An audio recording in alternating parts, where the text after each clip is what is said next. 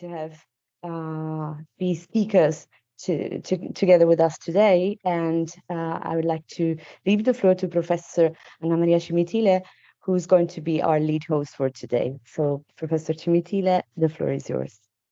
Thank you very much, and thank you for inviting me to be here today with you.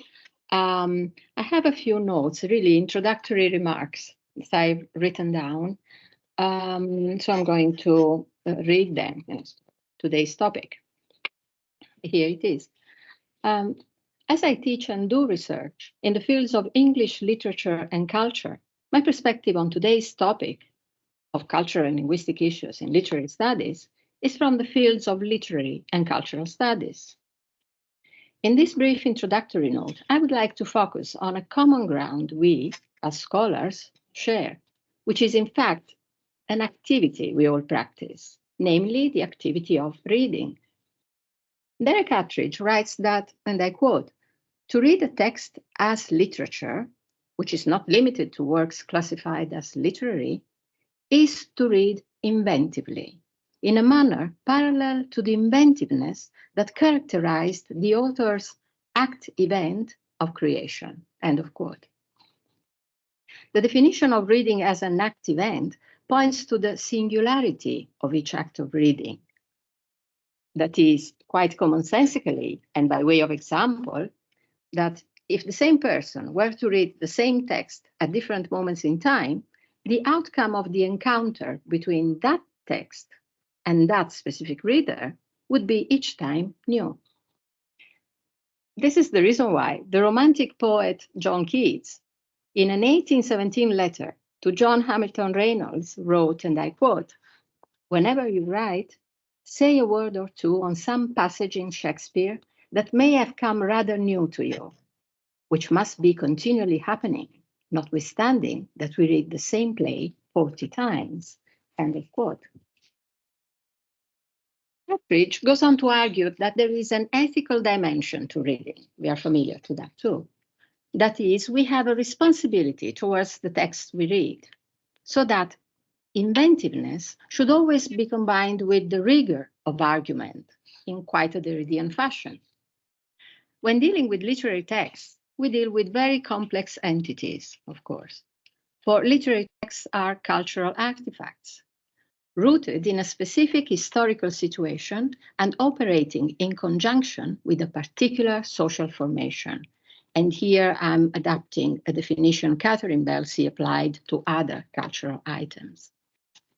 Cultural studies may be interested in focusing on that context, or the context of future acts of reading those texts. For example, John Frow writes, and I quote, "The continuous reception of Homer or Shakespeare is a matter of constant reinvention within these continuous frameworks of value and for changing social uses, rather than the constant recognition of a timeless work." End of quotation. In our century, Freud is very suspicious of literary criticism, for in his view, it always provides normative answers, this is his definition, to the question, what is literature? Answers which have to do with or embody, and I quote again from Freud, particularist structures of value, end of quote. Even so, it is interesting to notice how, in his list of suspect critical approaches, the literary space is always defined in terms of the peculiarity of its language. And I'm here adopting Attridge's definition, which he used in his peculiar language, literature as difference from the Renaissance to James Joyce. So to quote from Freud again, "The literary language is the opposite of scientific or philosophical statement."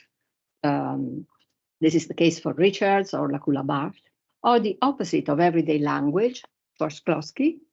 It is language of high intensity for Arnold, or of a high level of semiotic complexity for Umberto Eco.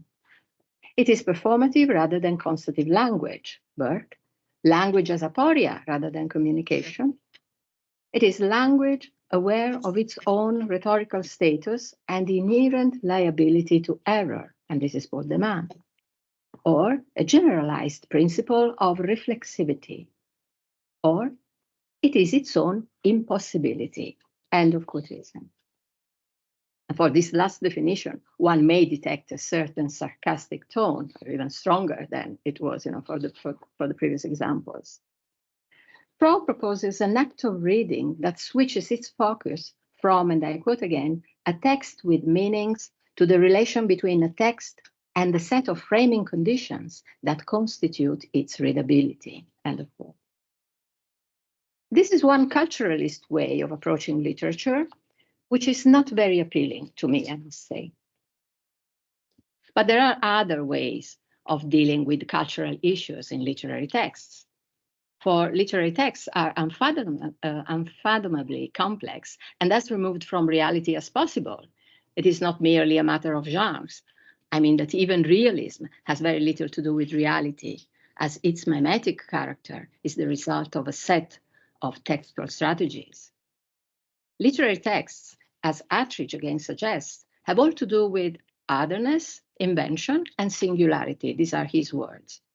In a sense, the act of reading literature is itself a complex activity for many reasons, and also because it always also addresses, in one way or the other, cultural issues or linguistic issues, or even both at the same time. The act of reading literary text is also, under certain circumstances, even more evidently, an overtly political act, as Azar Nafisi's reading Lolita in Tehran has proven for a century. Now, against Froude's avoidance of an engagement with the peculiarity of the literary space, and by way of an introduction to the contributions we are going to hear today, I would like to mention here the original, sometimes groundbreaking acts of cultural engagements with, or of reading literary texts by, among the others, Edward Said, Homi Bhabha, and Gayatri Spivak, the usual suspects, who have offered insightful, politically engaged, post-colonial and/or feminist analysis of, and I quote from Said, the mobilizing power of images in literary texts. Literature may be irreclaimably subversive of genres, for example, and with them of certain visions of reality too. And here I think that Sarti may lead in this direction, and I'd like to today. It may give voice to those who come along as new subjects of modernity, and in doing so reshape modernity, thinking of Cariello's paper.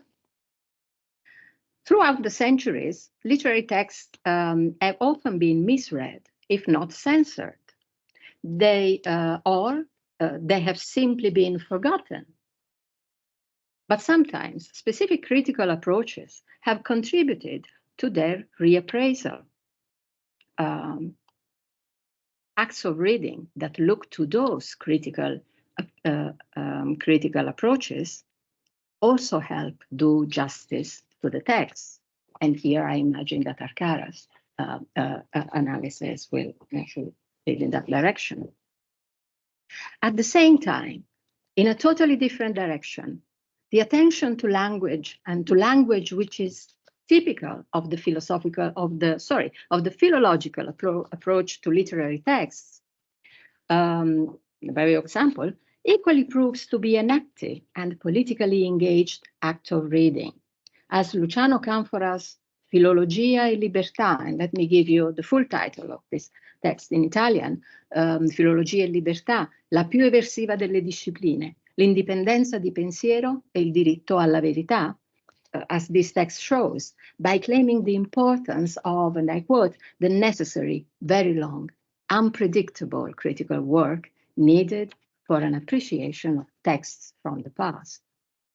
For Canfora, it is only through the philological work that we may hope to get closer to the truth of text.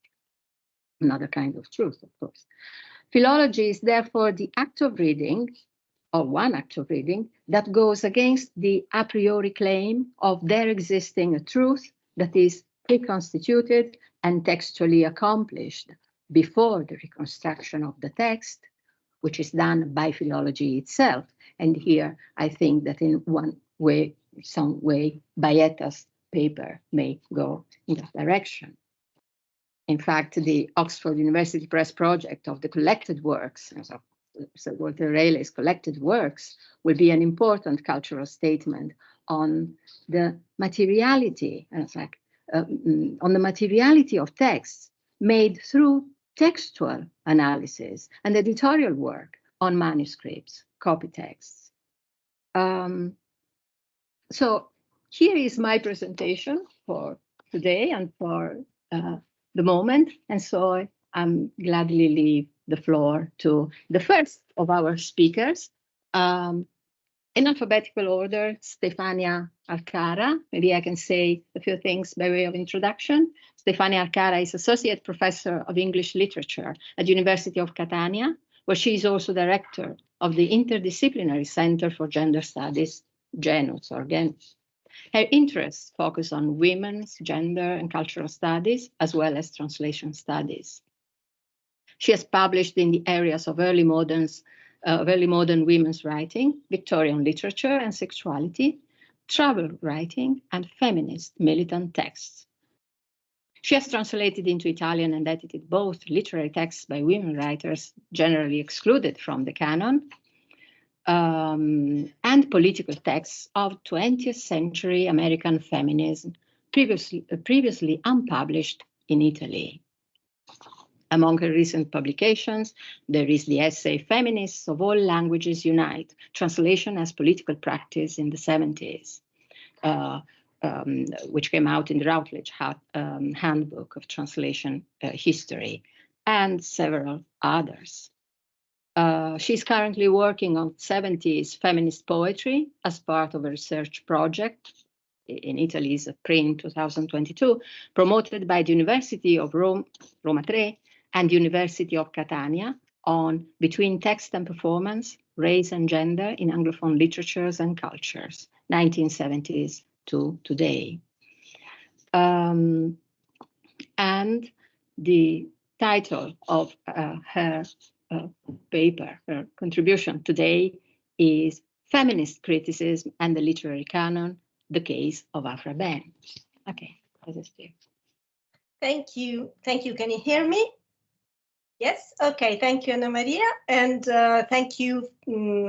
Thanks for the invitation. Thanks very much to Giuseppe and Marina. I have 10 minutes, as I was told, so I will try to be very, very brief. So I will speak about feminist literary criticism, but because it's such a wide topic, I decided to concentrate on a case study in order to illustrate the practices and especially the results of the work of feminist scholars in the academia.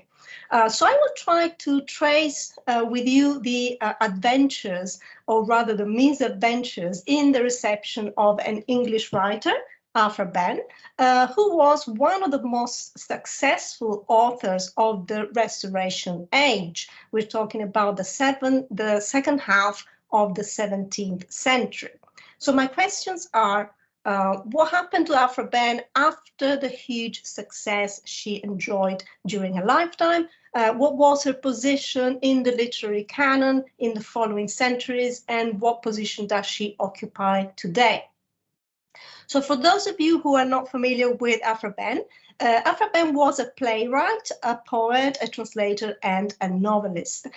She was a very prolific writer because she supported herself through writing. And this was a complete novelty, something unheard of at the time, a woman writing professionally, earning money for her writing. In fact, she was the only woman who wrote for the Restoration Theatre, and she wrote comedies. She wrote comedies not only because she was a very witty and bubbly personality, but also because, as she herself explains, in order to write comedies, one doesn't need to have classical learning, which, she says, is the advantage that men have over women. Now, remember that women were not allowed access to university in England until the late 19th century. And another historical fact, the University of Cambridge allowed women to receive a formal degree in the 20th century, 1948, after the Second World War. So I'm saying this to point out the material condition of how women's writing is produced. So back to Aphra Behn, she wrote 18 plays, and she had more plays staged in the London theatres than her contemporary John Dryden, who is considered the canonical author of Restoration literature. Aphra Behn also published her plays, which is another sign of her success. So during her lifetime, she was much loved by the public, and she was appreciated by contemporary intellectuals and celebrated as the incomparable Astrea. Astrea was her nom de plume. But she was also fiercely attacked by her colleagues and critics. So these men did not tolerate that a woman could access the profession of playwright. They felt that she was robbing them of their earnings. And to make matters worse, Aphra Behn, in her comedies, introduced a female protagonist, and through humor, she denounced the injustices of 17th century patriarchal society. In fact, she even offered an amazing proto-feminist critique of the ideology of libertinism. But anyway, she was also accused of being an obscene writer. However, the sexual references in her comedies were not more explicit than those of male authors. The problem was that it was a woman talking about sex. She was also accused of plagiarism. It was rumored that it was a lover who wrote her plays. But above all, she was attacked through the discourse of sex. She was called a punk, a lewd harlot, a whore. All sorts of insults were aimed at her because a woman who published became a public woman, therefore a prostitute.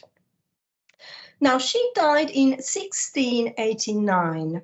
In the following century, 18th century, her works fell into disrepute. She started to be forgotten. Actually, she was remembered only for one work, for a single work, her novel Oroonoko. This novel today is recognized as a crucial text in the history of English literature, as the first instance of colonial literature, as Alessandro Portelli has noted, the first narrative with a black protagonist. The protagonist is an African slave who leads a rebellion against the English. So she, in the 18th century, she was a minor author.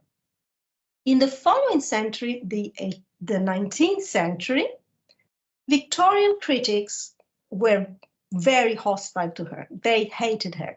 One critic said that, yes, she was talented, she was intellectually qualified, but, I quote, she was a mere harlot who danced through uncleanliness. And he called her this wanton hussy. Another Victorian critic was outraged by the fact that some of Aphra Behn's work were being republished, and he claimed that these works should not be, I quote, disinterred from the obscurity into which they have happily fallen. Her books should rot with her bones. So finally, we get to the 20th century.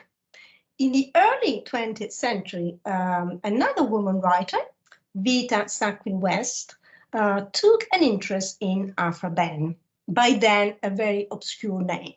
Now, Vita Sackville-West, you may have heard of her as she's known as Virginia Woolf's lover, but Vita Sackville-West and Virginia Woolf also had an intellectual partnership, not just a loving relationship.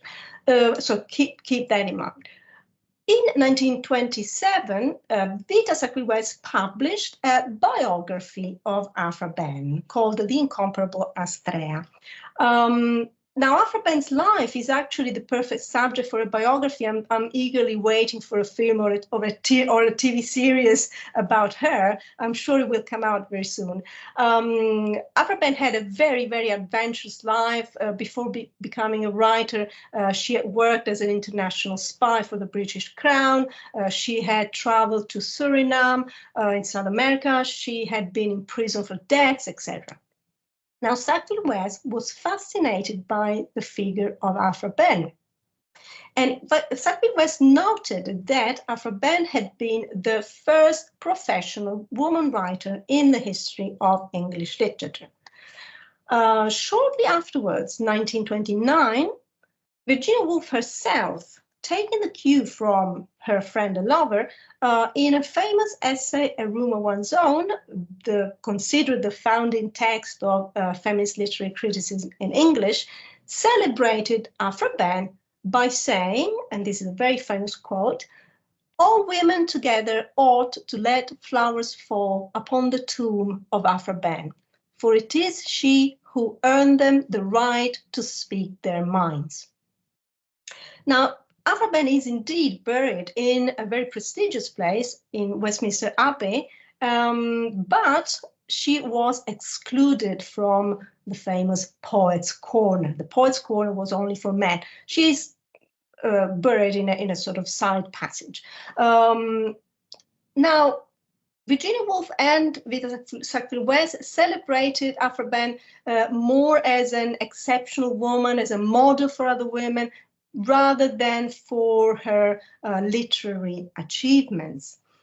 Only later on in the 20th century, in the latter decades of the 20th century, thanks to the establishment of women's studies and later gender studies in the academia, Afraben's texts finally have been rediscovered, studied, edited, republished, etc. So we can say that today, Afraben has actually entered the canon as one of the main Restoration authors.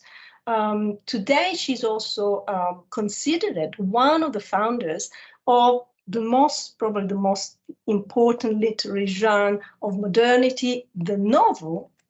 She's been called one of the mothers of the novel. She was writing what can be defined as novels 30 years before Daniel Defoe.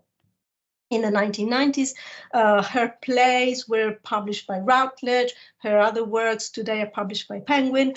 And especially her plays today, in the past few years, have been staged all over the world in Anglophone countries. For instance, in 2016, the Royal Shakespeare Company staged her most famous play, The Rover. Now, this was not a smooth process, as smooth as I'm describing it, however, because not everyone was happy to see a woman writer rescued from oblivion and from the contempt of misogynist criticism. In 2003, Harold Bloom lamented that, I quote, "A fourth-rate playwright like Afraben is being taught instead of Shakespeare." End of quote. This is actually false. No Shakespeare has been cancelled from university curricula to make room for Afraben. We simply study them both. So I would like to end with a positive note. In 2021, the prestigious Cambridge University Press has started a project for the publication of a critical edition of Afraben's complete works. So this is very good news, an excellent result, finally, of the work of so many feminist scholars of the past, and also a good news because Afraben deserves to be read today by students, by the general public, because what she said is still relevant today, and she said it with humor. Thank you. Did I say my 10 minutes? I think so. Okay. Thank you. Thank you. Thank you very much. I'm not sure, Marina, do we move on to the next paper? Should we? Yes, Anna Maria, just move to the next paper. Okay, Yes, thank you. thanks. Yes, okay. So the next paper is by Carlo Bajetta. And here are few introductory notes. Carlo Bajetta, PhD, FEA, is Professor of English Literature at the University of Valle d'Aosta, Italy, and the general editor, together with Jonathan Gibson, of the new Oxford University Press edition of Sir Walter Raleigh's works. He contributed to the Oxford Dictionary of National Biography, the Annual Bibliography of English Language and Literature, and the Oxford Online Bibliographies. His publications include Sir Walter Raleigh, 1998, whole volumes in folio, 2000, some notes on printing and publishing in Renaissance Venice, 2000, Shakespearean readings, Shakespeare, Keats, Shelley, 2004 with Luisa Camayora, and together with G. Courtland and J. Gibson, Elizabeth's first correspondence or foreign correspondence, Letters, Rhetoric, and Politics, 2014. He has edited Makiro's 1928 Sanders Lectures, Studies in Bibliography, 2000, Wordsworth's, Shelley's, and Reynolds' 1819 Peter Bell poems in 2005, C.S. Lewis' Letters to Children, 2009, this is Italian edition, and Thomas More's English Poems, bilingual edition, 2010. His edition of the Italian Letters of Elizabeth I was published in 2017 by Paul Gray. He currently is working on a biography of Sir Walter Raleigh for Reaction Books, London. An article documenting his discovery of new poems by Raleigh and other Renaissance courtiers appeared in the Times Literary Supplement in 2022. And the title of the paper for today's session is Sir Walter Raleigh's Works. Yes, to you then. Thank you. Thank you. Thank you very much. Well, first of all, I will have to confess that I'm a paleographer. Okay, so that's kind of uncommon in our Italian academia. But together with my friend Jonathan Gibson, as I am the general editor of the Oxford University Press edition of the Sir Walter Raleigh, I guess it's a good case to discuss some cultural linguistics aspects of in literary studies, really. Sir Walter Raleigh is a kind of enigma. His very name was and is spelled in various ways, and is actually pronounced in at least 2 or 3 different ways, as we have heard. The Americans prefer Raleigh, but Raleigh was the contemporary pronunciation of the name. King James rather famously exclaimed when he first met him in 1603, explained something like, "On my soul, man, I've heard Raleigh of thee." That was a bad accent, in Scottish accent, really. Well, Raleigh was an enigma. Agnes Latham, who was one of the most important Raleigh scholars of the last century, once wrote that everything Raleigh did, quote, seems to have been tainted by a curious impermanence, to have something sketchy and amateurish about it. Well, and yet, Raleigh is a key figure in English and American history and literature and in popular culture.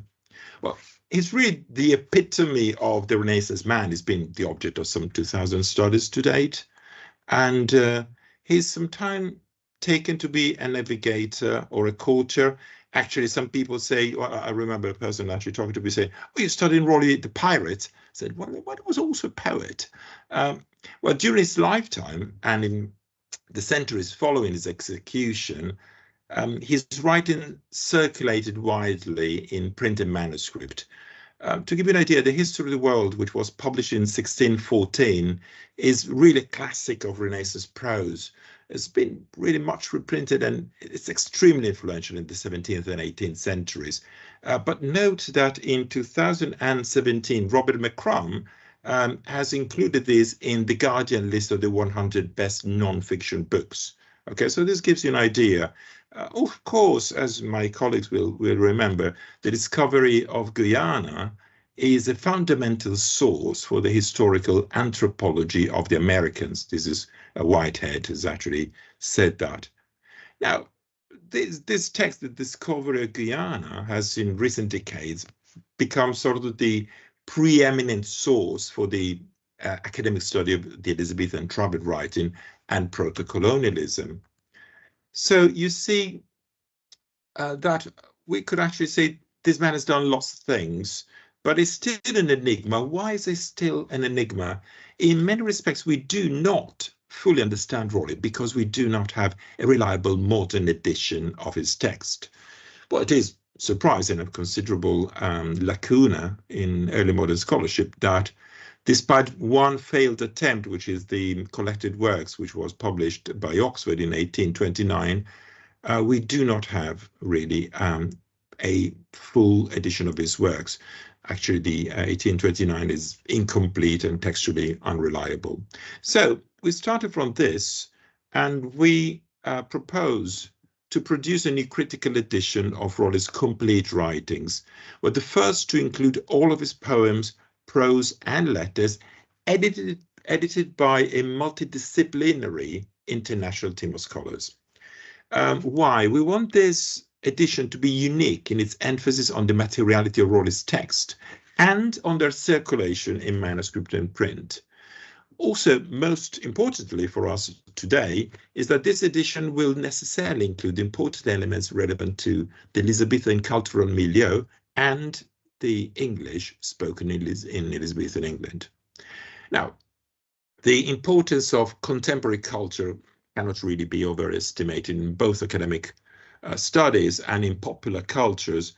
The adventures and controversy of Raleigh's life have tended to overshadow both his substantive contribution to political, naval and military affairs and the place of his writings in early modern literature and intellectual culture. Now, if we really wanted to look at Raleigh, we really need to reconstruct the literary, historical, political and philosophical context of Raleigh's works. And this is urgently needed, and this will be provided in our edition in collaboration with scholars who work in a range of different fields, including literature, naval and military history, politics, the history of science, and the history of ideas and historical linguistics. To give you just an example, there's a moment in which Raleigh is actually writing a recipe which is supposed to cure all diseases, and it's got all sorts of stuff in it that it must be pretty disgusting, and it had bits from tortoise shell and things like that. My supposition is that it contained enough alcohol so that you would drink it and be happy anyway. Okay, so that's the idea. But who do I need in this case? I would need someone who actually has studied the history of medicine in that period, okay? Just to write something which makes sense. So the idea of collaboration really is to make sense of the cultural milieu and what's going on at the time. Now, in terms of language, at the heart of the new edition will be a detailed analysis by the general editors of the scribal practice and the linguistic norms in Raleigh's many extant holograph manuscripts, so the manuscripts which are written entirely in his own hand. And also we need to look at the work of scribes who penned the manuscript which Raleigh signed. Okay, this is the reason why, for example, we started with the poems, but now we're moving back to the letters, because we really want to understand who is copying Raleigh's works. For example, we know that there are two secretaries, Edward Hancock and John Talbot, but their hand is not known. Okay, you understand the point? If you have two secretaries copying your things, probably their work, their copy must be rather authoritative. They probably know you, they know what you normally write, how you normally write, and their copy probably is very important. In this moment, we are really trying to locate the hands of the scribes, which is not an easy task, really. And also imagine that I've looked at about 200 manuscripts so far, just for the copies, not including all the letters and things.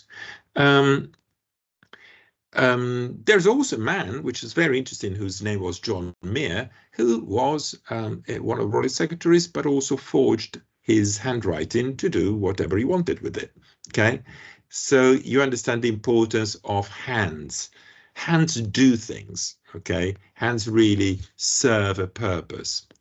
Now, at the crossroad between language and culture, there's the evidence for the activities of Royalist Secretariat. That's really important because this has never been investigated. As I was saying, it's really important, and unlike comparable materials we have for other major court figures of the period, say the Earl of Essex, Sir Francis Bacon, this set of Royalist writing is of manageable dimension, okay, at least for an edition of this time. Now, what we're going to do is that we're going to work on Royalist language, and we will take Royalist holograph and we'll divide them into 3 separate control groups: poetry, letters, and other prose writings.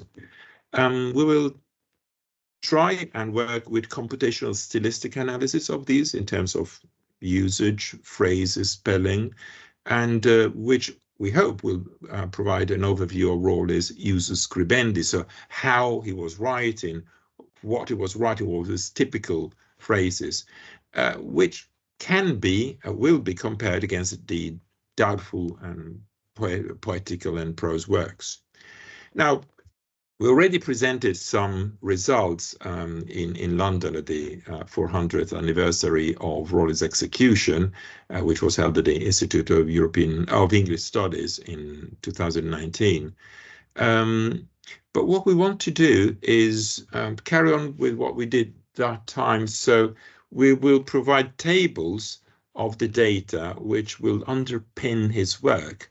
And this will also include what hands really do, the mise en page, the spelling habits, how the page is written, the paper stock. And so this will probably form part of a companion website or a companion volume we still have to understand. Now, again, another important element linking language and culture is this. There is a significant amount of work to be done on the annotation of Royalist texts, because much Royalist scholarship has been really without significant notes. And we want this edition to be accessible to both specialists and non-specialists, okay?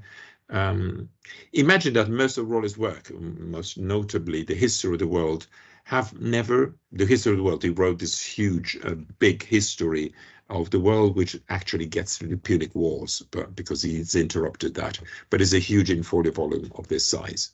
And this history of the world has never appeared in a complete edition, and there's never really appeared with any glossing literary and historical references. Imagine such a huge work, okay?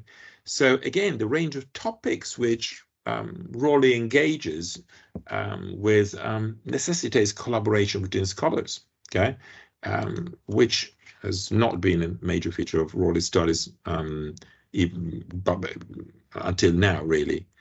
Over the, say, last 40 years, research has revealed the wealth of information about the context of individual works. In writing his account of the last fight of the Revenge, for example, this ship which sinks with his cousin on board and is sunk by the Spaniards in an epic battle which Tennyson narrates as well. Don't know if you're familiar with that poem at Raleigh, at Flores and Azores, William Grenville. The last fight of the Revenge is an important work. It's written in 1591 and is meant to really be revenged for the Revenge. But this is actually a work which Raleigh wrote not as a solitary historian, but basically was writing, as Stephen May has shown, but also we are finding more and more, that he was writing this in a semi-official capacity. Probably was actually being sponsored by Lord Burghley, so the principal secretary of Queen Elizabeth, and he had access to Privy Council documents containing the reports from the Spanish mariners which have been captured during that. So you understand there are a series of things. There's the language there, and we need to look at that. There are lots of documents. There are a lot of important elements in the culture of the time. So again, sources and collaboration. Okay, that's really an important element which we're going to work on. And in the end, you see, in order to solve the enigma and give Raleigh a face, a voice, we must really try to sift through every scrap of evidence, linguistical, cultural, historical, contextual, in order to understand what is going on in his text. Personally, I've found this particular example of the war with Spain text is actually writing an essay when he's already in prison, because King James actually put him in prison for 13 years. The first thing he does is actually writing a piece which is supposed to advise King James against peace with Spain. And it's an incredibly complicated text if you look at the what is going on in the background, the peace with Spain negotiation of 1602. But Raleigh is really speaking for people who know these things, okay? So that's what I mean. We have to sift through every scrap of evidence, linguistical, cultural, but here is, I believe, where we can and should all meet together as scholars, trying to make sense of what is in front of us, to discover, if you want, the truth of a text, to paraphrase Camphor's title, which was mentioned before, and to pass on this truth of the text, or at least a grain of truth, as Conrad would say, a grain of truth, and pass it on to the next generation. Thank you.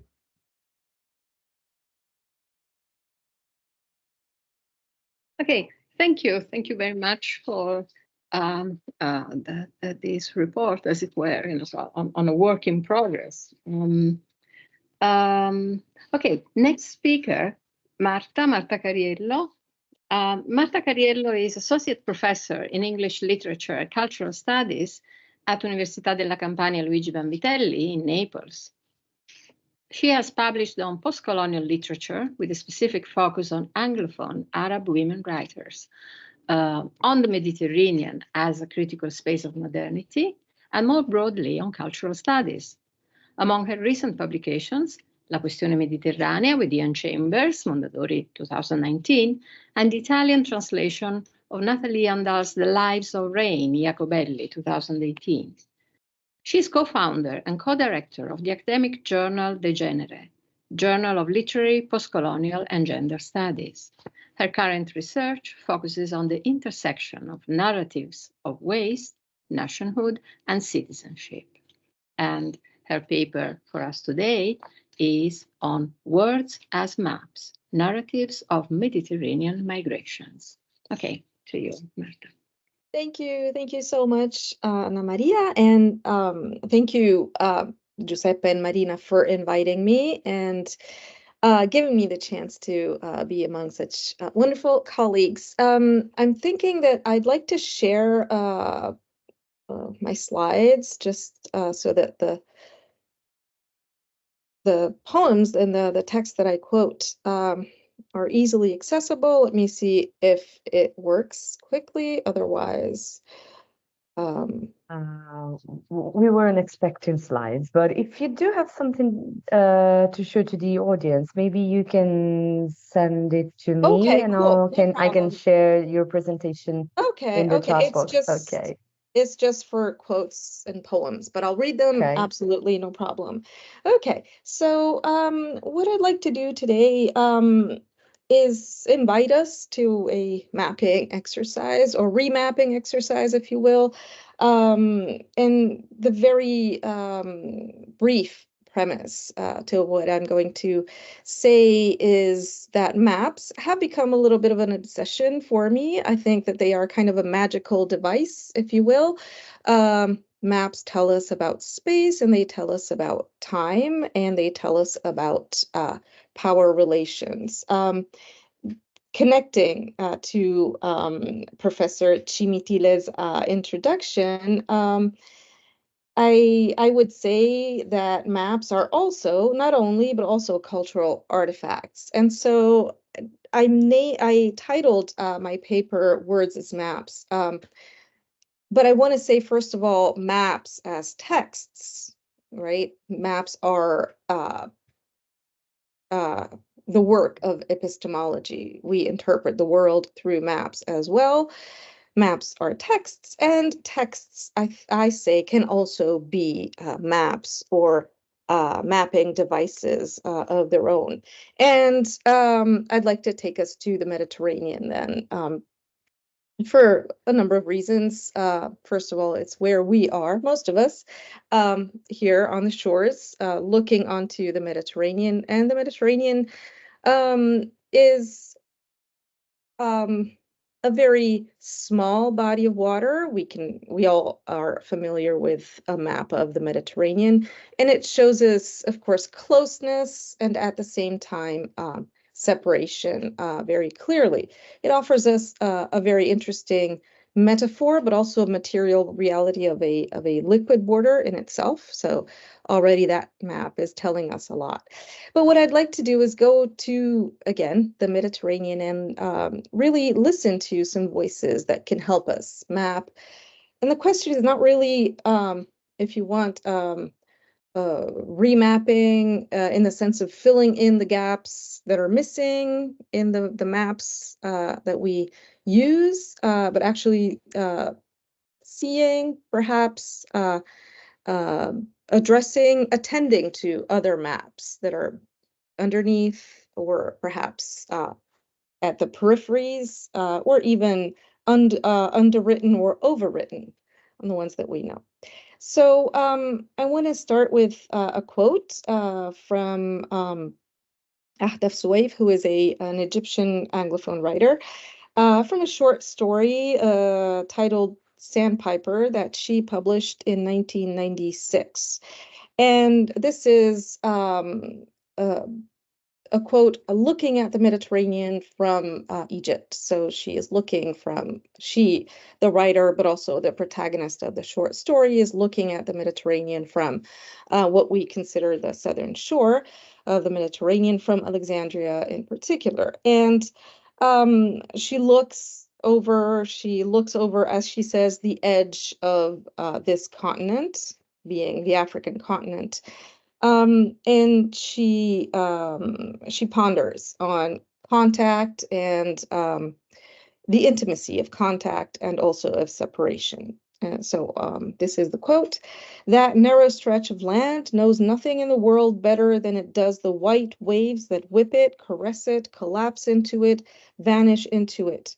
The white foam knows nothing better than those sands which wait for it, rise to it, and suck it in. But what do the waves know of the massed, hot, still sands of the desert just 20, no, 10 feet beyond the scalloped edge? And what does the beach know of the depths, the cold, the currents just there? There, do you see it, where the water turns a deeper blue?" End quote.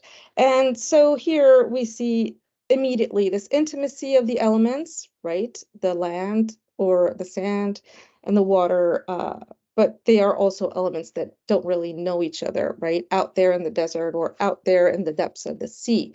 And this introduces us to this at least double sense of this liquid border, which the Mediterranean is, of course, not just the Mediterranean, this edge where the map is written. And again, like palimpsests, like the water comes and goes, rewrites this border each time. I think we can read palimpsests of stories rewritten over and over about these borders, these edges, these maps. And in terms of the power that geography has, and cartography more specifically, I like to quote Marwa Helal's poem. Marwa Helal is Egyptian American, and she has published a collection of poems titled Invasive Species. And in particular, one poem is titled The Middle East is Missing. And this is from 2018. And it's just a very short fragment, but I think it's very telling. And I'm using is not a good word. I'm reading poems and literary texts because, and kind of responding again to the introduction, I do think they hold very powerful possibility, even more so than theory, in helping us interpret the world.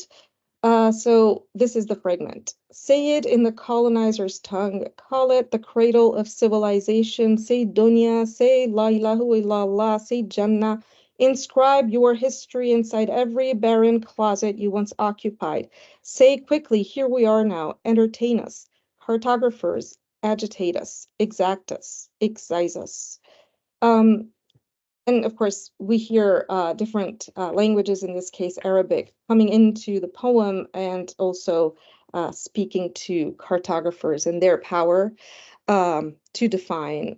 Clearly, the Middle East is a Mediterranean question. It is also a very telling issue of mapping, right? Of putting a piece of paper flat on a table and mapping out a colonial world when it was mapped out. And remaining more or less within this area. And when I say this area, I mean still the Mediterranean, right? Where does the Mediterranean end and where does it begin? Where is this map? How far into the Middle East, for example? How far into the Balkans? How far into the desert do we talk about Mediterranean? This is, again, also, overwritten maps. I'd like to quote, in this case, Natalie Handel, who is the poet that I translated. But these are two poems that I'm going to read brief fragments from a new poetry collection titled Songs from a Country Album. And the first one really takes us into this narrow space, if you will, of Mediterranean as a space of crossings, encounters, mixings.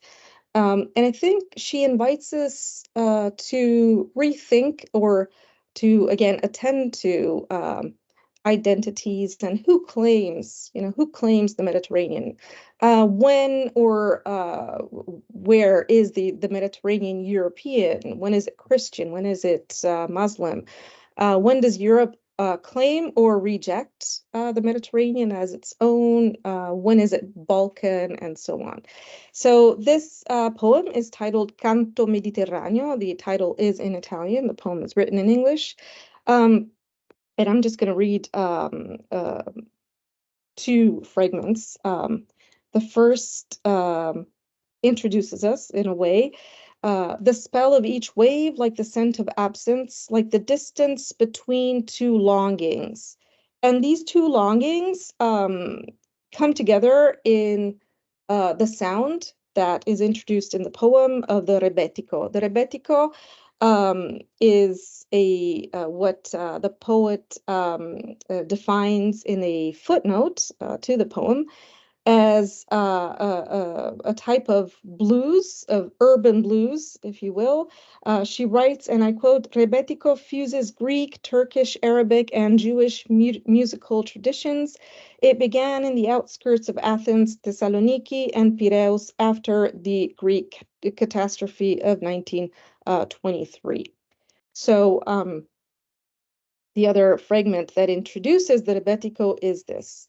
Even now, generations later, I return to you, Rebetiko, to your Qanun, Oud, Tumperleki, Politiki, Lira. And she doesn't, as you can hear, explain to us what the Qanun, the Oud, the Tumperleki, and the Politiki, and the Lira are. They are all musical instruments used in Middle Eastern and Eastern Mediterranean music, but she then introduces Kyriakos Kalaitsidis, who is a composer and oud player, and so I go on to the next fragment. Now I listen to Kalaitsidis play Marco Polo's Dream. Swim back, someday. My life is in your refrains. Listen, a song can change a people. I'm Venetian and Greek and Jerusalem in Arabic. I come from the outskirts of cities and the sea, and to you, Rebetiko, I return. And so this is the end of the poem, and I think that Nathalie Handel here really places, for example, Palestine and Jerusalem within the Mediterranean map much more effectively, I think, than theoretical language does. And she brings in waves and rhythms from elsewhere, or perhaps from within the Mediterranean, or an elsewhere within. She is Venetian and Greek, but she is also Jerusalem in Arabic again. And the introduction of this urban blues, right, the rebetiko, where she decides to explain and use this word, blues, in her footnote, I think kind of throws the Mediterranean into a line with across the Atlantic to the other blues, or the blues, who knows, right?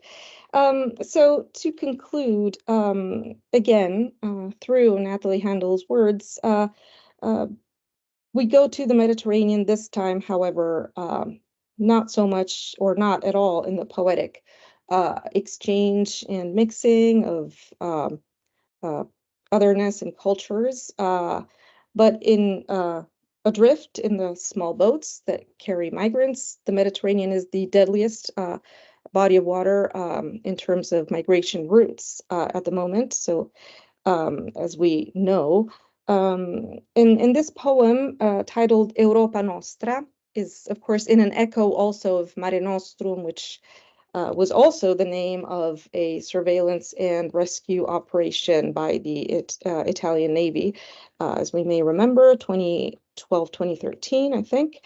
So in Europa Nostra, there is a list, like splinters of life, kind of different lives in the middle of the sea, possibly tragically crossing, possibly tragically not being able to cross, we don't know. So here's the fragment. Bina stole prayers from forgotten bodies. Saba held the sound of the drums as if it were breaths. Chinello kept the sun in a folded leaf under the mattress. Roya kept the shadow of the Caspian Sea in the man who needed her. Mikola dreamed a mystery turned cruel by another dream. Maybe the past is the beginning and return is staying absent. Meanwhile, when anyone says toughen up, look at them until they fade. End of quote and end of poem. So they fade, right? This is the line that I think stays beneath the surface. It's underwritten in the map. It is desperate and urgent. And I would say here the Mediterranean holds this urgency that puts together the tragic crossings, the hopeful horizons, the desires, the suffering, and the desires for new lives, different predicaments. And it also holds the folding map, right, of a becoming modern, quote unquote, through colonial conquests, becoming center, becoming periphery, the outskirts, the periphery of the sea, as Nathalie Handel told us. This Mediterranean that is perhaps more vostrum than nostrum, we don't know, right? Of course, looking from a specific positionality, and the situatedness that we speak from, right? So this is to conclude a remapping, or perhaps an attending to other maps of this sea, this imaginary and material space, its liquid borders, and as already said, the map that includes not only space but also time. When and where we read a map, when and where we map, and who has the power, right, to map at the same time. And it includes the time of so-called backwardness or non-modernity or tradition that really built the edifice of European colonialism and therefore of its modernity. So this is the critical character, I would say, of the Mediterranean time space, or the Mediterranean map, that we can read through just these very few texts, but many more, taking words not only into the map again, but as maps as well. So thank you.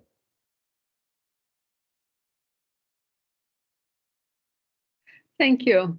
Thank you very much, and even for this, it's like for very moving quotations, from poems, but addressing quite dramatic events. Okay, so next and last speaker for today is Luca Sarti. Luca Sarti holds a PhD in Literary, Linguistic, and Comparative Studies here at the University of Naples L'Orientale.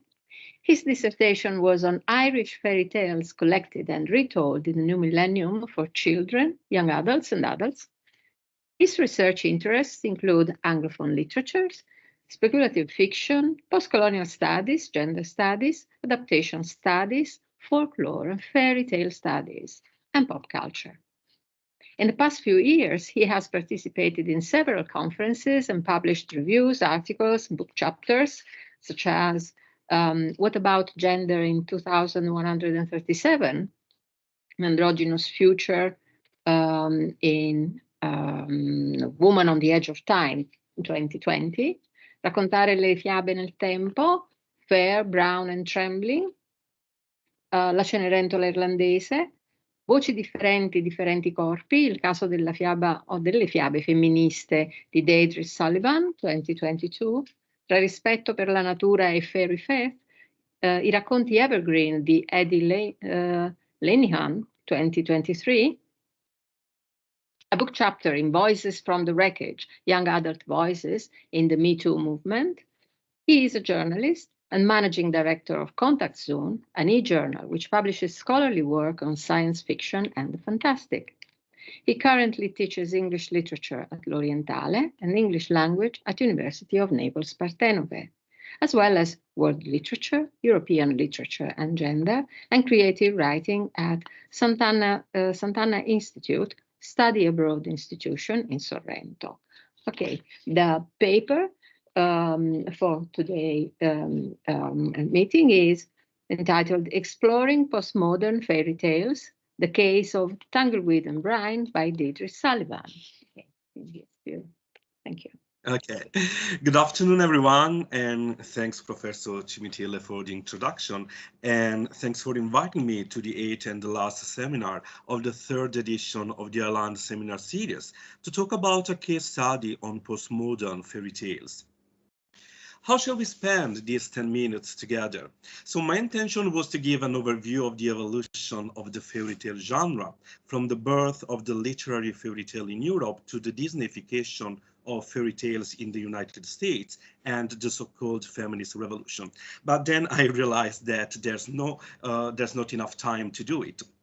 Therefore, after simply mentioning the main steps in this evolution, I will introduce Irish author Deirdre Sullivan and her book Tangleweed and Brine, a collection of feminist fairy tale retellings, which I will explore taking into account the fairy tale features described by Vanessa Dusen in her work Critical and Creative Perspectives on Fairy Tales, published in 2011, in order to reflect on how they disrupt what Hans Robert Jost calls the typical horizon of expectation of the fairy tale.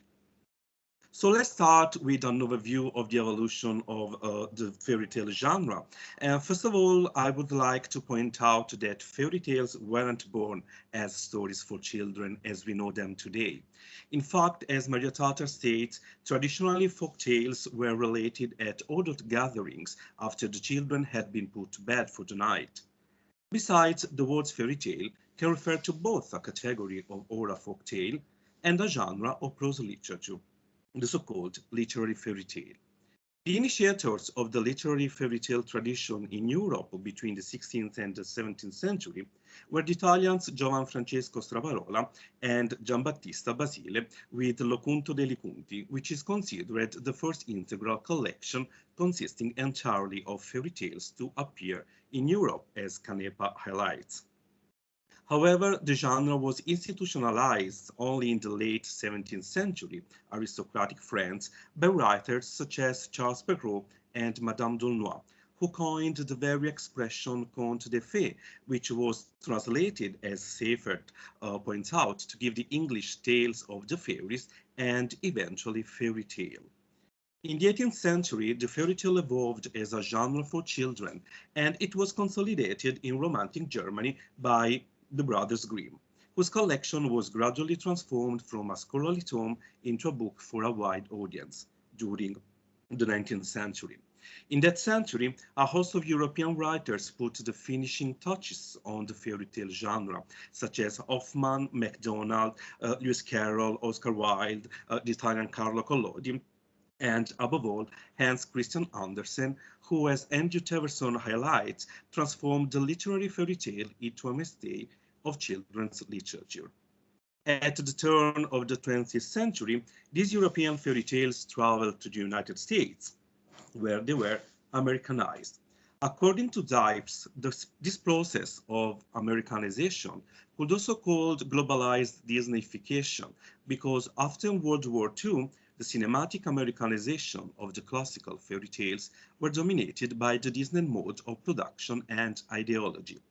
Indeed, Disney established a model of conformity when, according to Jack Zipes, he cast a spell on the fairy tale. He employed the most up-to-date technological means and used his own American grit and ingenuity to appropriate European fairy tales. In other words, Walt Disneyfied his European source material, simplifying narrative, adding new characters and creatures, introducing comedy and music, and highlighting the sentimentality. To quote Wills, he made the opening Once Upon a Time and the closing They Lived Happily Ever After a mark of his films, and spread a fairy tale model based on romantic heterosexual love while reinforcing gender stereotypes typical of the heteropatriarchal society of the time. In the last decades of the 20th century, a series of feminist writers and scholars started to critique and subvert this hegemonic fairy tale model reinforced by Disney. Indeed, as Dipes points out, if the Disney fairy tale factory marked one sort of revolution in the genre, the feminist fairy tale production that generally involves a questioning of gender roles marked a second one by breathing new life into the genre. In particular, it was the feminist and civil rights movement that called for a revising of the literary canon in accordance with the revolutionary spirit of the 60s and 70s. Inspiring numerous writers, artists, producers, and critics to recreate and reutilize the fairy tales. As Donald Haas observes, the years of the second wave feminism were also marked by scholarly research devoted to feminist issues in fairy tale. To quote McCallum, feminist fairy tale criticism aims to raise awareness of how fairy tales function to maintain traditional gender constructions and differences, and how they might be reutilized to counter the destructive tendencies of patriarchal values. All this produced a long series of fairy tale studies, such as Lieberman's Someday My Prince Will Come, published in 1972, and fairy tale retellings, such as those collected in Anne Sexton's Transformations, published in 1971, and Angela Carter's The Bloody Chamber and Other Tales, published in 1979. Rereading and rewriting traditional fairy tales, it is like these writers put new wine in old bottles, to quote Carter, because of course this act of rereading and rewriting, as Professor Cimitile highlighted in her introduction, is of course a political act. It can be read as a political act. In this way, they created what Cristina Bacchilega defines postmodern transformations of fairy tales, since they disrupt the boundaries of both genre and gender, to quote Preston, by using certain narrative strategies along with unconventional topics and non-normative characters. In the last 50 years, several counter-hegemonic feminist fairy tale retellings have been published, such as those included in Good Bones by Margaret Atwood, Kissing the Witch, Old Tales in New Skins by Emma Donoghue, and Tango with O'Brien by Deirdre Sullivan. Deirdre Sullivan is an Irish writer and teacher, and she is the author of several award-winning books, including Needlework. I can show slides, but I can show you books. A novel dealing with domestic violence and child sexual abuse, Savage Her Reply, a novelized adaptation of the Irish mythological story, The Children of Lear, and of course, Tangleweed and Brine. So Tangleweed and Brine is a multi-awarded collection of fairy tales for young adults illustrated by Karen Vaughan and published by Little I-LanD Books in 2017. It has been defined a collection of bewitched retellings of classic fairy tales with brave and resilient heroines, which has been widely praised by writers and critics for its significant and timely contribution to Irish young adult literature and feminist literature for young people. The book is divided into two parts and includes 13 retellings, which I'm going to explore by using the fairy tale features described by Jusen in an intertextual approach to fairy tale criticism and fairy tale retellings, the first chapter in her aforementioned book, namely chronotype, attitude to the supernatural, characterization, optimism, action versus character development, style, and narratological features. Obviously, due to time constraints, I am just going to focus on some retellings in order to observe how they disrupt the boundaries of genre and gender. Indeed, whether traditional tales affirm what just calls the typical horizon of expectation of the fairy tale retellings disrupt this horizon in several aspects. Let's start with the narratological features. As Jusen observes, traditional fairy tales are told in a linear manner and by an omniscient third-person narrator who carries no distinguished mark. Contrariwise, several fairy tale retellings are told by a first-person narrator, frequently the protagonist or the antagonist of the traditional versions, and sometimes a marginal character. In Tangleweed and Brine by Sullivan, we only have 2 stories told by a third-person narrator and 3 by a first-person narrator. The remaining 8 stories are told instead by a second-person narrator, which is another common feature in feminist retellings. Besides, retellings frequently make use of a more complex chronological and narratological organization of plot elements than do traditional tales. For instance, stories are sometimes reconstructed by their protagonist, as happens in The Little Gift, which is told by the princess maiden, the antagonist of the story adapted, which is The Goose Girl by de Grimm. And here Rilla tells her story after her death. In traditional tales, the narrative style is characterized by fixed formulas, repetitions, and symbolic numbers. In fairy tale retellings, instead, repetitions frequently disappear, and fixed formulas and numeric symbolism are usually retained as markers of the intertextual relationship with the pretext. For example, while in Jeremiah Cartin's Fair, Brown and Trembling, the Irish variant of Cinderella, the so-called rule of 3 is recurrent. Indeed, beside the 3 sisters, Trembling is transformed by the henwife, who is a sort of fairy godmother, 3 times. She goes to church 3 times, and she's rescued by the prince from an enchanted whale on the 3rd day. It is not employed in Sullivan's adaptation, this rule. It is not employed in Sullivan's adaptation, Sister Fair. Besides, all of Sullivan's retelling are not characterized by traditional openings, as we can see by reading the incipit of Come Live Here and Beloved, the adaptation of Rapunzel, which starts like this: the little life will tell you what it needs, the small quick thing that moves aside, below. Another difference is represented by the attitude to the supernatural.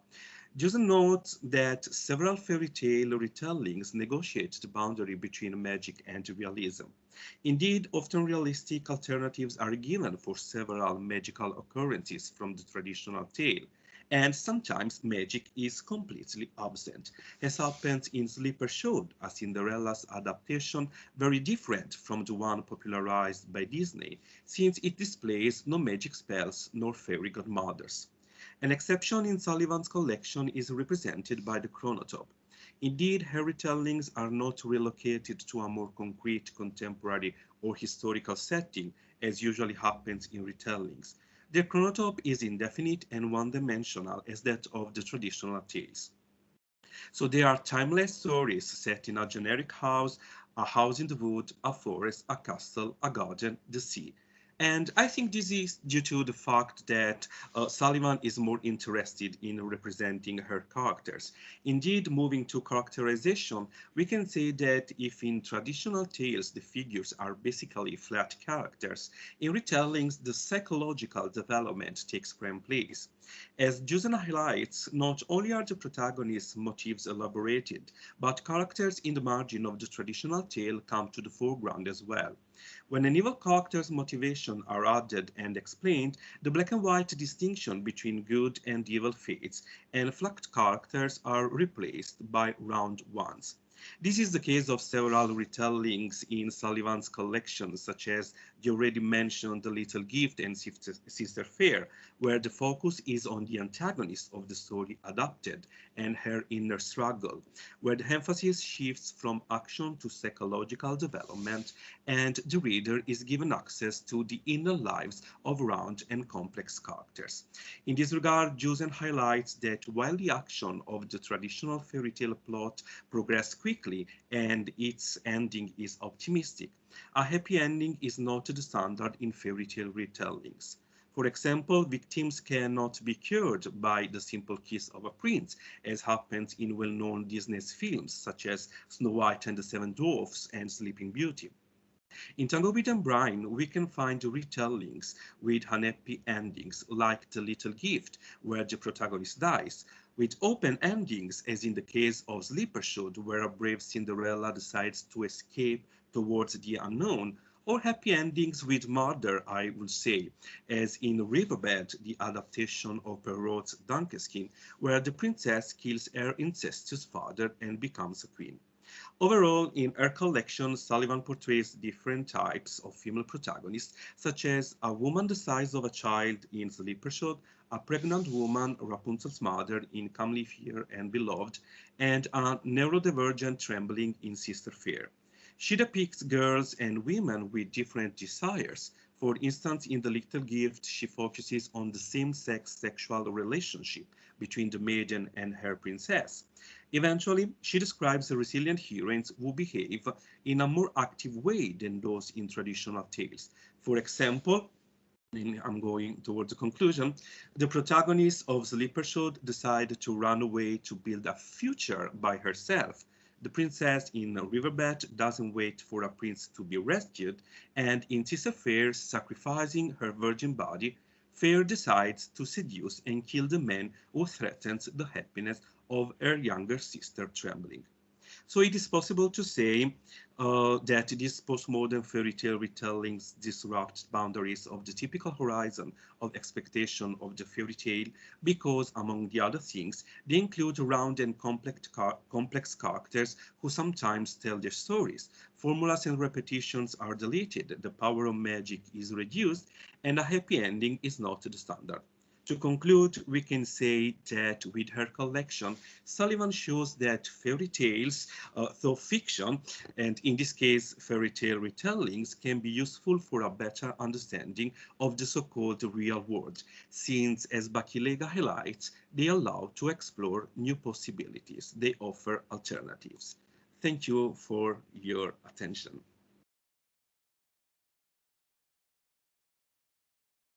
Oh, thank you very much. Thank you.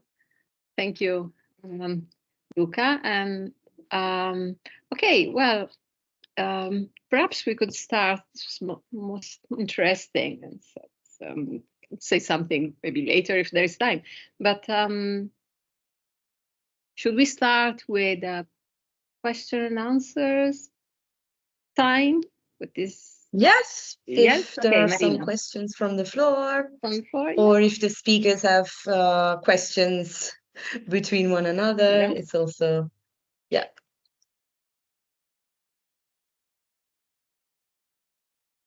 Anyone among the? Yeah, shall I break the ice? Can you hear me? Yes. Yep. Right. I was actually wondering, Marta, was really interesting to hear you speak about cartography, because actually, of course, Roll is a sailor, as an adventurer. And the role of cartography in the Renaissance cannot be overestimated. It's ever so important. It's really mapping of the world, but really a concept of the world in a moment in which basically they're already shaping the first globes, etc.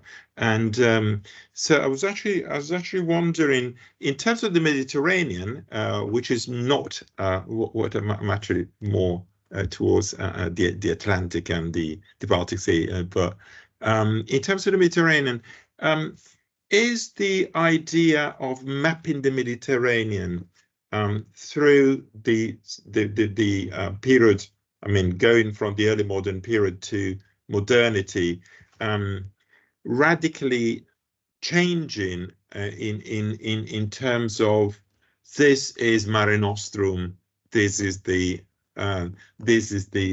place where we can meet. Because for the English, the Mediterranean is a complete mess, of course. But of course, for Shakespeare, Bohemia is on the sea, right? So never mind. I mean, that's not an important bit of the world.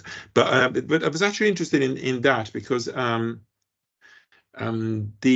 very frequently early modern writers speak about the Mediterranean as something which is far away, whereas the Atlantic is the piece of land, the piece of the sea where they really adventure. So I was actually wondering what you think of that.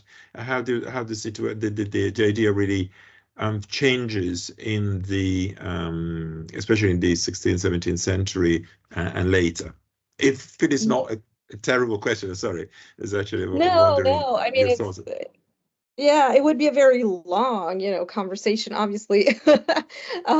So I guess what I can say is in terms of the Mediterranean, definitely the first maps come from, well, the most famous one, Al-Idrisi, which is, the map, the world map that to us looks upside down, and that tells us a whole lot of things. And he was, of course, an Arab cartographer working at that time for Roger II in Sicily. So it's very interesting. You see this huge Sicily and and all of those things. But we are talking here 12th century.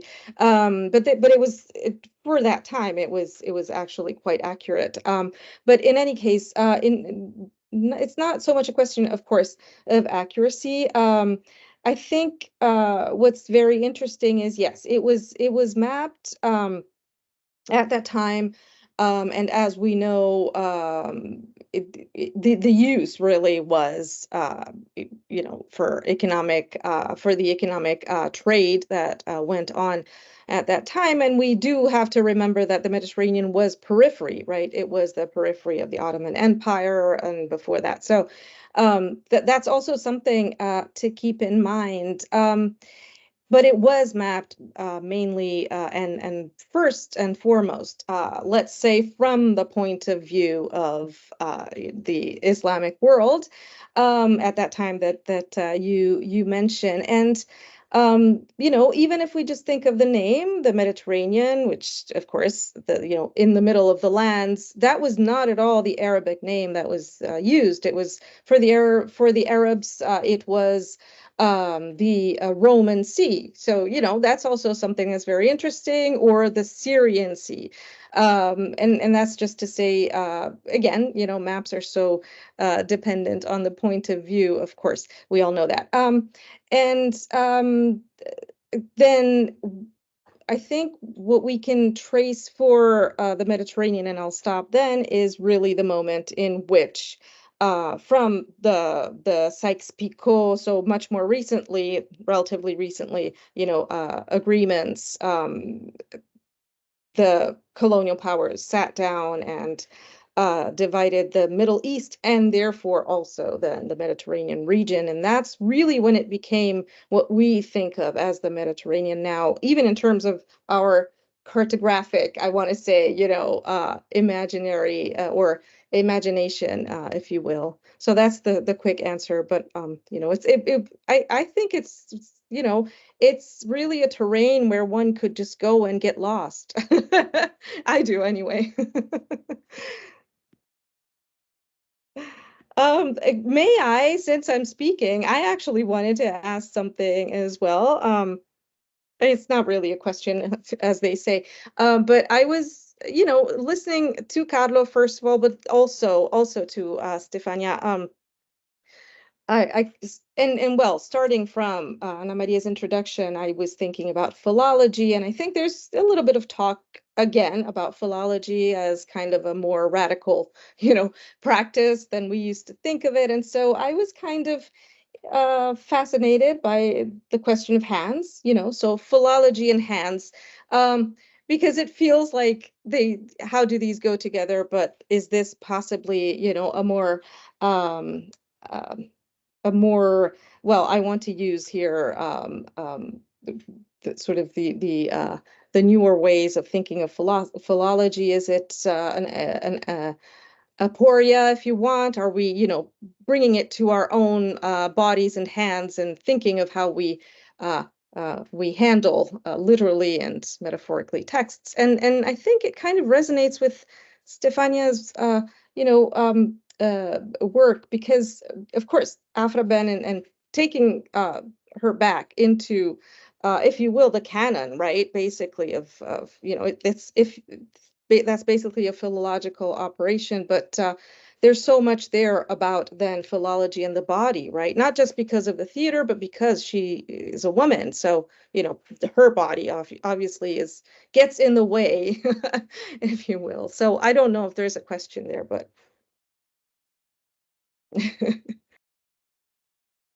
Well, maybe I can say something about it.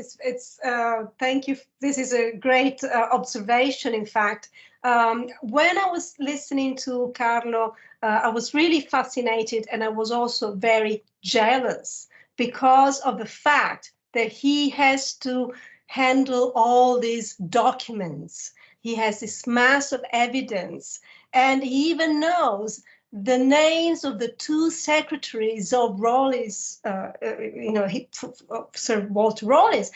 So in comparison with that, we know hardly anything about Afra Ben. We have very little documents. In fact, Vita Sackville-West, when she wrote her biography, the biography of Afra Ben, she was desperate. She didn't know where to get documents. And still, we don't know even who her parents were. And this was because Afra Ben was a woman, as you said, basically because she belonged to the class of women and not to the aristocracy. She didn't have any power. Basically, she was a middle class woman. She didn't go to university. She didn't have any sort of official roles. So literally, we have very, very little original documents to study. So we probably don't even have a specimen of her handwriting. And we're talking about the 17th century, not even the century before. But on the other hand, a lot of literary historians have done much work to recover.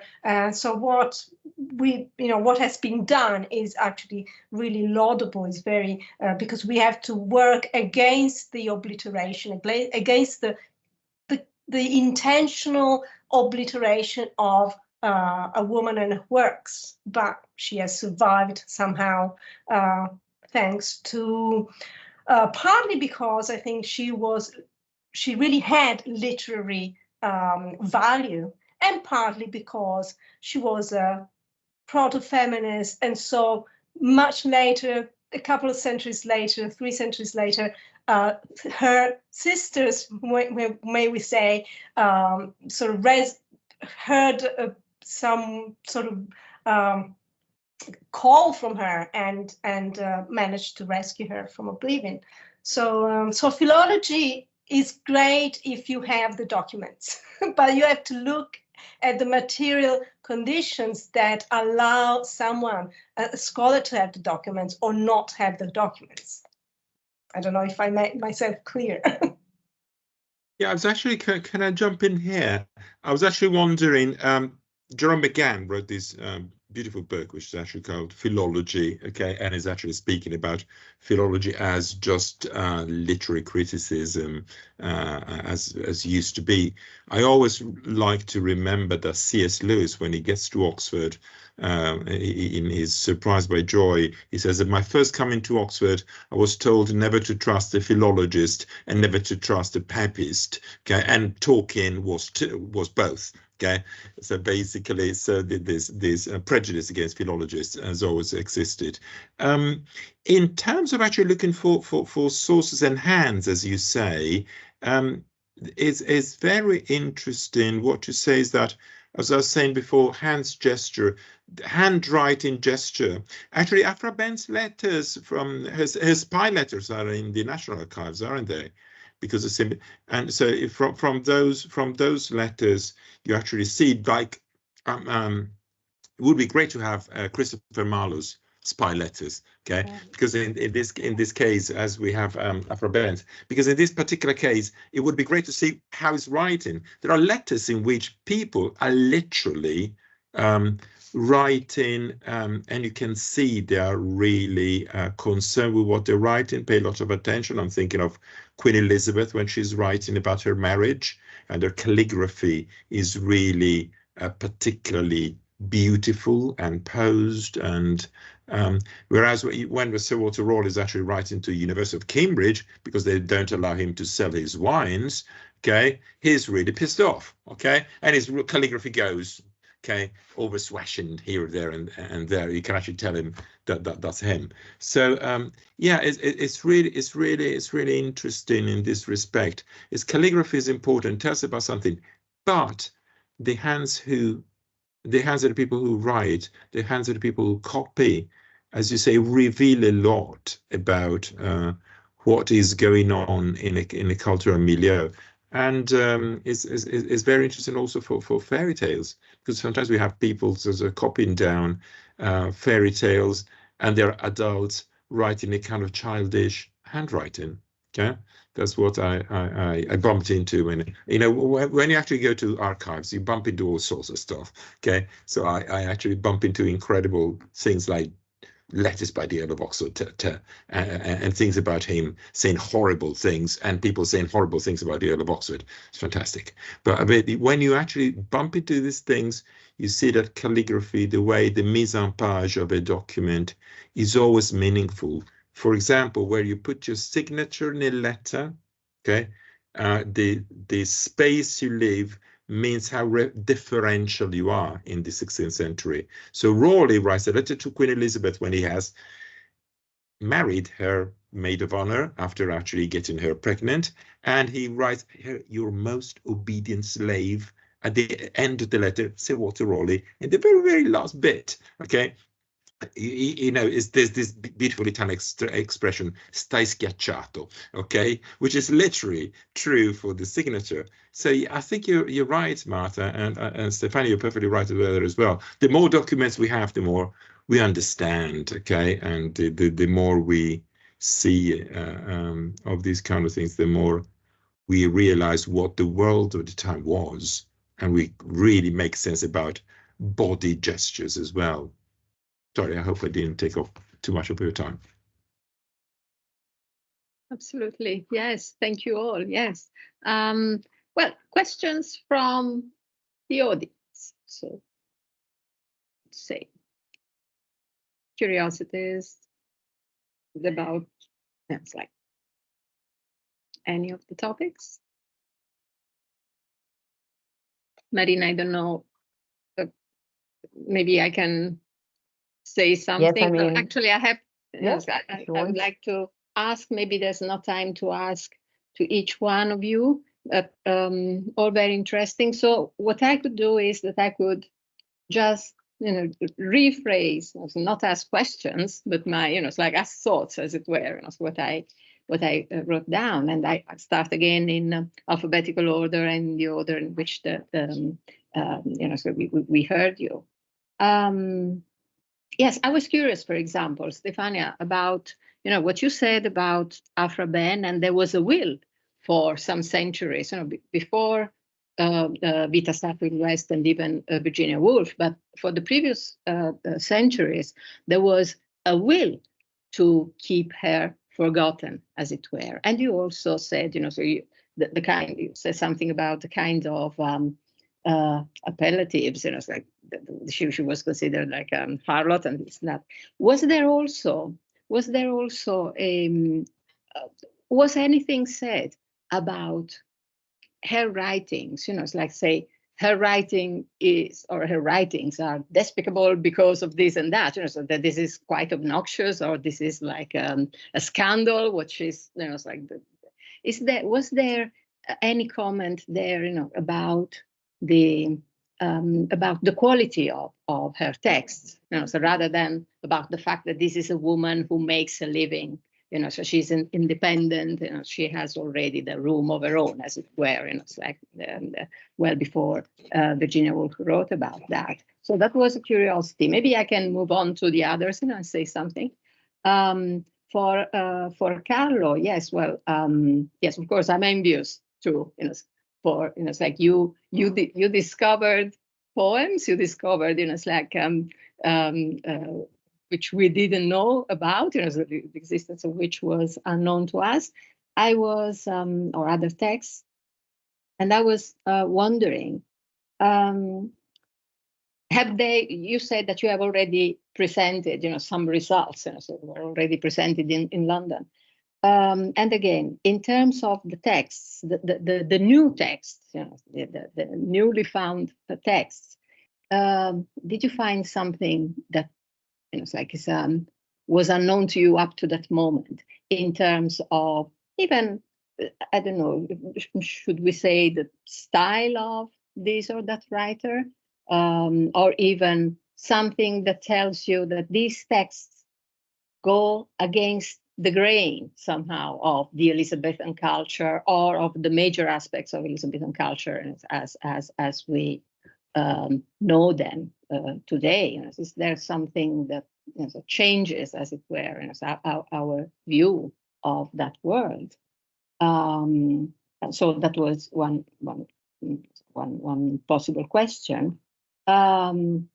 Yes, for Marta, yes, you said that in these beautiful poems, some of them make a link, yes, or establish a link, a bridge between the Mediterranean and the Atlantic. And of course, we live in Italy, and with the experience of these Black Mediterranean, so how do you call it? We have thought about that. How recurrent is this association? It's like this association between that historical Black Atlantic, as it was called, of the Middle Passage, and the present Mediterranean, starting from the end of last century. Because I'm in fact, these days I'm thinking about this, and about the possibility of establishing this not connection, but yes, this similarity possibly between the two seas. And yes, Luca, it's most interesting. I really like the Disneyification of fairy tales. It's like we are all for, in the sense that we are all against the Disneyification of fairy tales, and you showed that fairy tales can be much more interesting than that. So I wanted to ask, would you know if Disney these days, because Disney still produces, it's like makes new films, stories, cartoons, is the Disneyification as you defined it still very much present in the productions? Because this is what I thought. They are trying to, it's like to, let's say, I don't know, update themselves, maybe. They are trying to change in order to fix all the problems they were accused for in the past. So yeah. So yes, okay. So these were, some of my notes, but I don't know. This is Marina again. Yes, it's maybe. This is. It's okay. I mean, if there are no more questions from the floor, then we can close this session. Yeah. Okay, well, yes, so it was very, very interesting. And so thank you, Marina, again for inviting me for today's session. It was a pleasure to see you all, even if, it's like in this way. And I hope there will be occasions for meeting in the flesh. Okay. Thank you, Professor Cimitile, and thank you to all our speakers today and all the speakers of all the other seminars. I'm a bit emotional right now, I'm a bit sad, it's the end, but I think it was a very fortunate edition of the I-LanD Seminar Series, and I'd like to thank Giuseppe Balirano for co-organizing these seminars with me, and I hope to see you all next year, and thanks to our students and to the audience and to our colleagues, friends for being here always, and I really hope to see you very soon. So thank you again. Thank you, Marina. Many hearts for you. If the students want any indications, books or anything, they can write to me. Absolutely. Absolutely. Yes. Thank you. Thank you. Thank you. Thank you, very Giuseppe. much. Thanks also from me. Thank you so much.